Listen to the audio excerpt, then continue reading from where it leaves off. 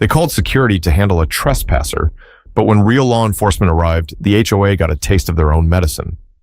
It all started with a pair of hedge clippers and a quiet Saturday afternoon.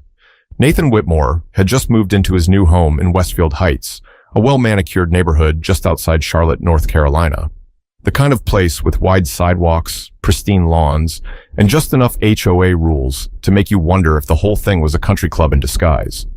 For Nathan, this was supposed to be a fresh start.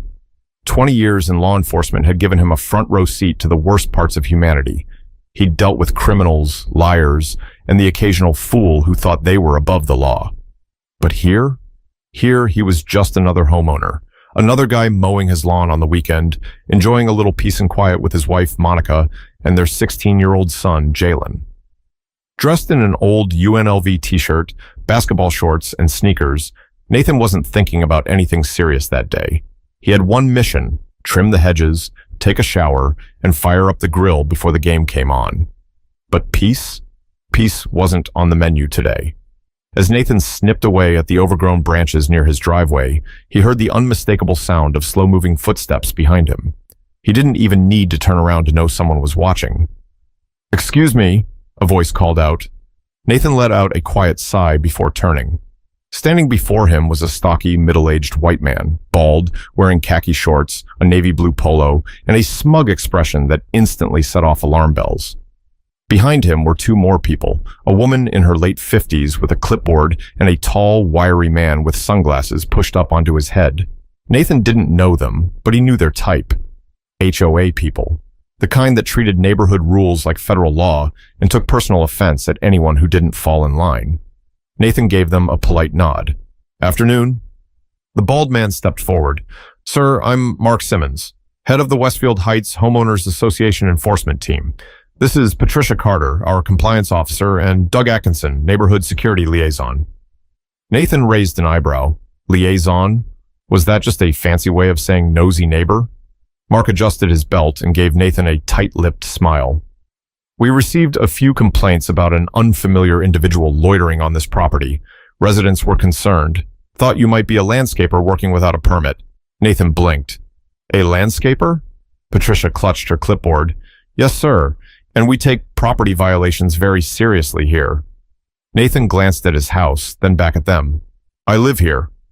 Mark's smile faltered for half a second, but he recovered quickly. "Oh, well, we weren't aware of any new homeowners moving in." Nathan took a step closer, resting his weight on the hedge trimmers.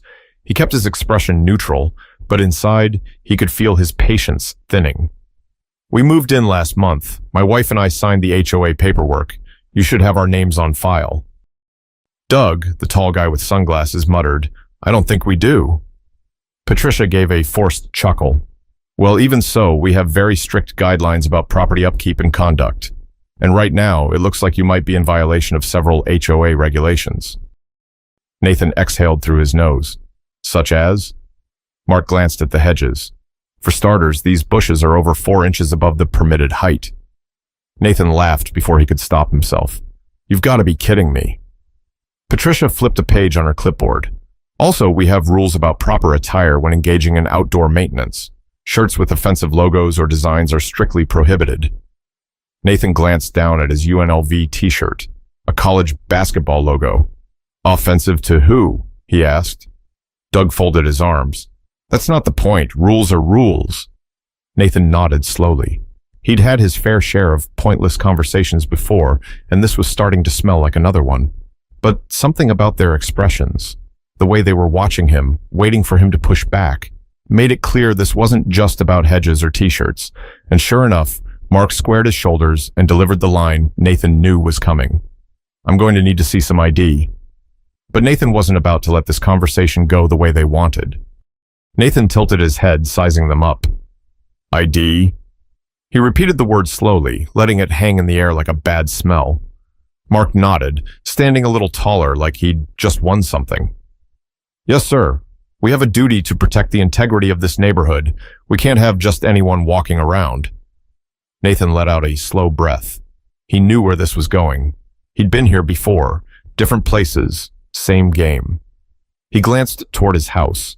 Jalen was on the porch, earbuds in, but watching. Monica was probably inside, halfway through an episode of some cooking show, completely unaware that her husband was being asked to prove that he belonged in his own front yard. Nathan could feel the weight of it. And yet, he didn't rush to explain himself. Instead, he let the silence stretch. Mark's smirk flickered just enough to show he wasn't used to people making him wait for an answer. Nathan crossed his arms. Let me get this straight. You saw me, in broad daylight, working on my own yard. And your first thought was that I was trespassing? Patricia cleared her throat, shifting uncomfortably. No one's accusing you of anything, sir. Doug nodded. We're just following protocol. Nathan turned toward him. What protocol? The one where you stop only certain people for ID? Doug's jaw twitched. That's not fair. Nathan chuckled, shaking his head. Oh, it's fair. What's not fair is that I pay the same dues as everybody else, and I still have to explain myself like I'm some stranger off the street. Mark wasn't backing down. If you're a homeowner, then there's no issue, right? Just show us your ID, and we'll be on our way. Nathan had dealt with men like Mark before. They never asked because they truly needed to know. They asked because they could, because it made them feel in control. Nathan rubbed his chin, pretending to think it over. Then he hit them with, Show me yours first. Doug blinked. What? Nathan gestured lazily at Mark's polo. You're walking around claiming to be HOA enforcement. That a real position? You got a badge, an ID, anything official? Patricia hesitated. Well, no, but... So you're just... What? Some guy with a clipboard? Mark's face reddened. Listen, sir. Sheriff. Nathan corrected him, cool as ever. Not sir, sheriff. Mark's mouth clamped shut. Doug took a step back. Patricia froze like someone had cut the cord on her brain. And just like that, the power shifted.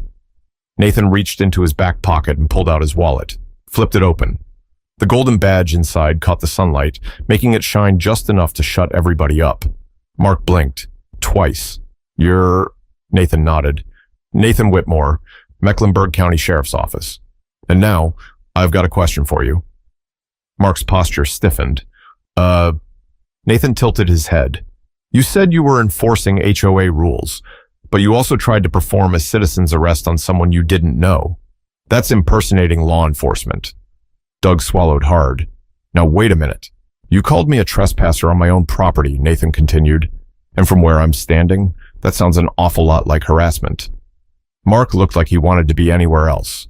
It was a misunderstanding. Nathan smirked. That's funny, I hear that one a lot.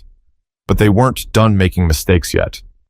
Mark's face was twisting in real time, his confidence melting away under the weight of that badge. But instead of backing off, he did what guys like him always do when they realize they've messed up but don't want to admit it. He doubled down. This has nothing to do with you being a... Mark caught himself, lips twitching like he'd almost said the quiet part out loud. A sheriff. Nathan gave a slow, knowing nod. Go ahead. Say what you were about to say. Mark glanced at Patricia, hoping she'd jump in. She didn't. Doug, who had been quiet for the last 30 seconds, cleared his throat aggressively. Look, this is getting blown out of proportion. We were just following protocol. Nathan raised an eyebrow. Right, the protocol where you attempt an arrest without legal authority. Doug waved his hands. It wasn't an arrest, it was... You called security, Nathan reminded him, for a homeowner in his own yard. And I bet when you made that call, you told them I was uncooperative or acting suspicious, didn't you? Doug's jaw locked.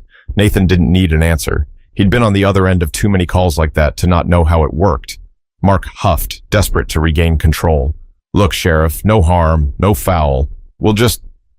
But before he could finish, a black SUV with a security company logo rolled up to the curb.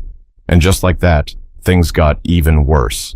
The SUV barely stopped before a uniformed guard hopped out. He was in his mid-30s, fit, buzz-cut, eager to show authority. A man who looked like he took his job way too seriously for someone whose biggest responsibility was writing parking violations at the neighborhood pool. His eyes landed on Nathan first, assessing the situation, and Nathan saw it immediately. That flicker of assumption.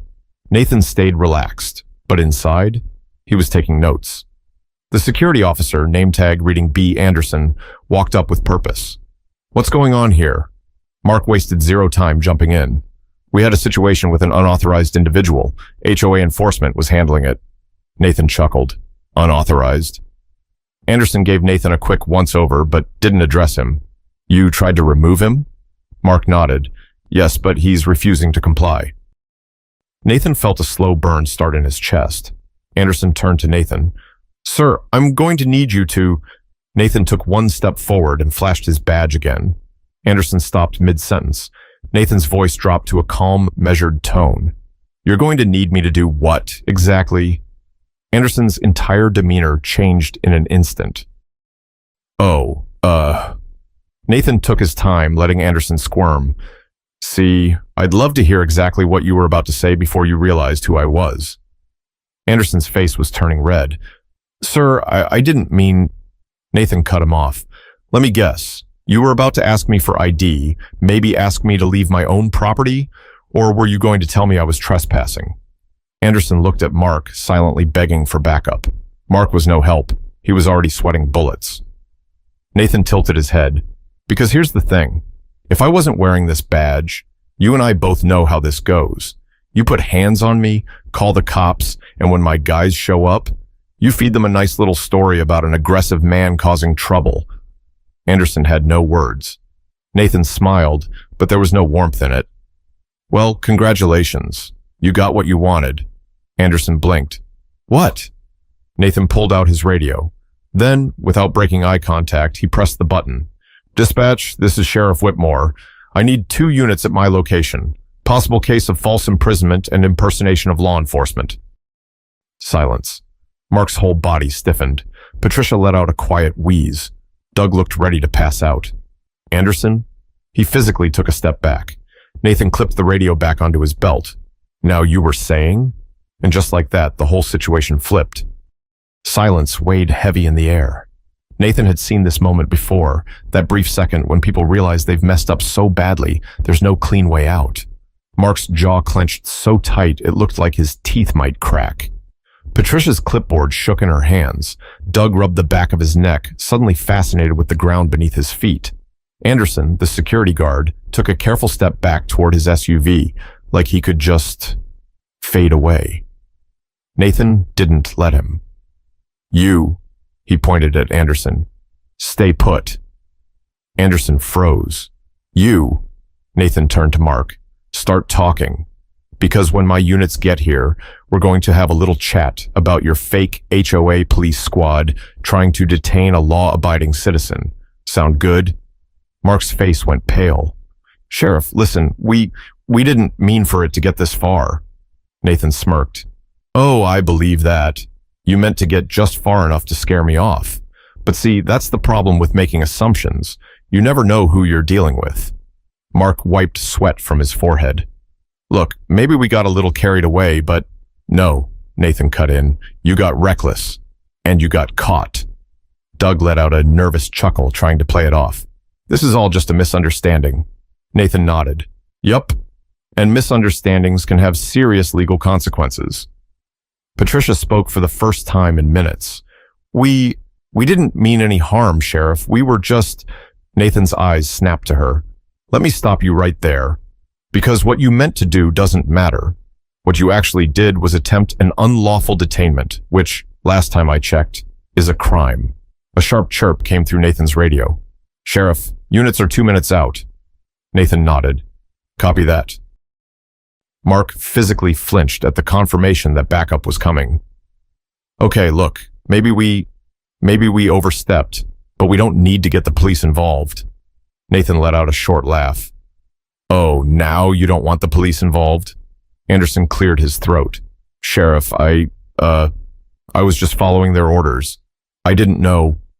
Nathan held up a hand. Did they have badges? Anderson hesitated. No, but...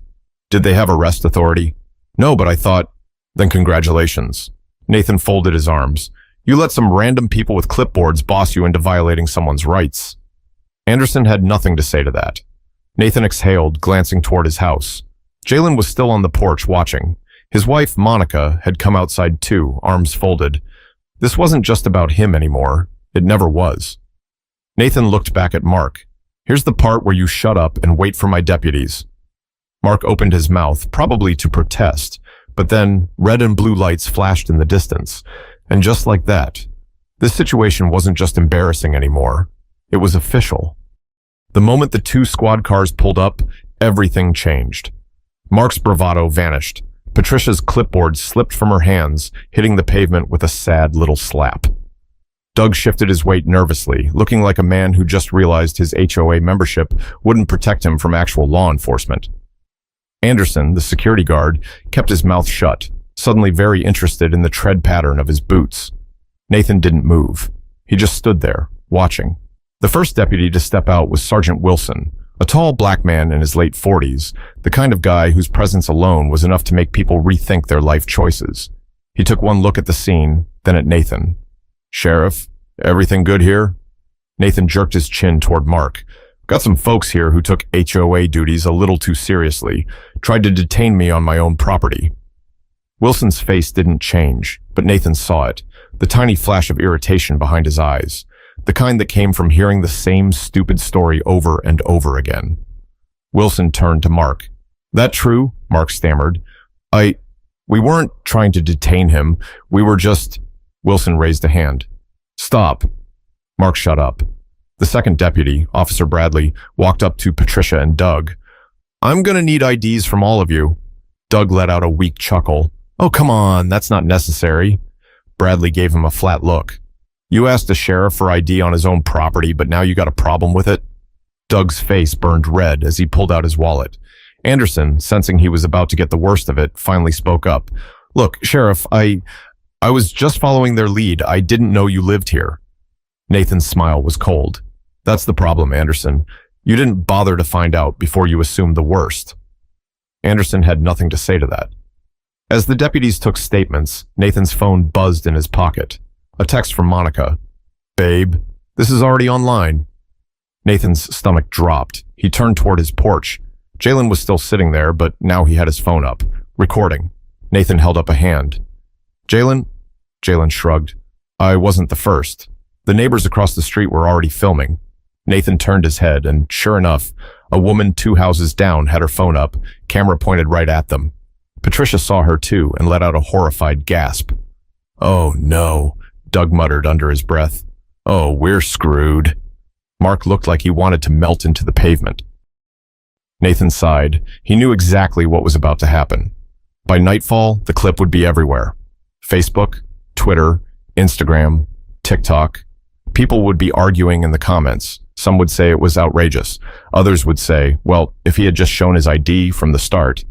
But one thing was certain. Mark and his little HOA squad had just gone viral for all the wrong reasons. And there was no coming back from that. Nathan stood on his porch later that evening, arms resting on the railing, watching the last bit of daylight fade behind the houses. The neighborhood was quiet now. No fake HOA police, no security guards, no squad cars. Just him. Behind him, Monica sat on the couch, scrolling through her phone. Every few seconds, she let out a little scoff or shook her head. Nathan already knew why. It was all over the internet. Jalen walked out onto the porch, phone in hand.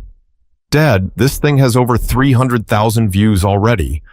Nathan sighed. "That fast?" Jalen nodded. "People are eating it up. Some are pissed. Some think it's hilarious. And of course, some are saying you were playing the victim." Nathan huffed a laugh. "That's how it always goes." Jalen leaned on the railing next to him. "You mad?" Nathan thought about it. Was he mad? No. Tired? Maybe. Disappointed? Absolutely. "Not mad," Nathan said finally. "Just wish people would stop seeing the worst first." Jalen scrolled a bit more, then looked up. "You think they'll get in trouble?" Nathan smirked. "Oh, they already have." Mark, Patricia, and Doug might not get arrested, but the embarrassment alone would be punishment enough. Their faces were all over the place. The HOA board had already been tagged in 1,000 comments, and from what Monica had read, homeowners were furious. Nathan turned to his son. "But that's not what matters." Jalen frowned. "What does?" Nathan sighed, looking him in the eye. "That you saw it happen." Jalen swallowed. "I mean, yeah. That you saw how quick people are to think you don't belong." Jalen didn't say anything. Nathan put a hand on his shoulder. "That's why I didn't let it slide." Jalen looked down, nodding a little. I get it. Nathan gave his shoulder a squeeze. Good. Monica's voice called from inside. Hey, food's ready. Jalen grinned and headed inside. Nathan took one last look at the neighborhood. The same houses, the same perfect lawns, but somehow everything felt different now, because tomorrow the world would still be talking about it. But for Nathan, this was just another day, another reminder that no matter how much you've done, how much you've earned, some people will always question if you belong. And that's why you have to stand your ground. If this story made you think, share it. Let's have the conversations that actually matter, because change starts with awareness.